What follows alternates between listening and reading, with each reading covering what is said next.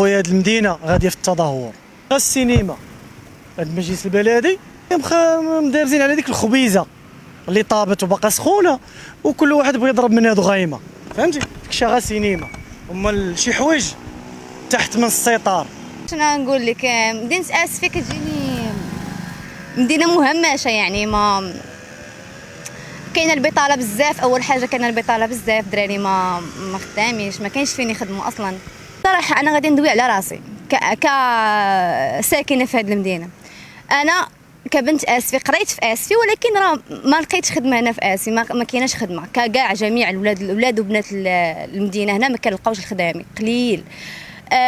رغم ان اسفي كيف ما كنعرفوا كاينه 2800 شركه كيف ما قال واحد البرلماني، ولكن ما خدامينش بزاف هنايا. كنضطروا اننا نخرجوا من اسفي نمشيو لمدينه اخرى باش نخدموا. علاش؟ ما عرفتش. كاين ما يدار في اسفي، كاين الطاقه، كاين وزن الطاقه، كاين لو سي بي، كاين بزاف ما يدار، ولكن حنا ما كنلقاوش خدمه. كيجيبوا ولاد المدن اخرين كيخدموا هنا في مدينتنا، ولكن حنا ما كنلقاوش فين نخدموا. كنضطروا اننا نخرجوا من المغرب كاع ومن اسفي باش اننا نخدموا. هذا هو المشكل اللي كاين، هذا مشكل من المشاكل اللي كاينين في اسفي. خويا هاد المدينه غاديه في التدهور من الاخر. لا شباب ماشيين بعيد، لا حاله، لا حتى شي لعبه. هي احسن مدينه في المغرب، حاضره المحيط باش معروفه، وانت كتبان لك الشباب ديالها ضايع. الناس البسطاء تما ما شنقول لك، لا حول ولا قوه الا بالله العظيم، عالم بهم الله سبحانه وتعالى.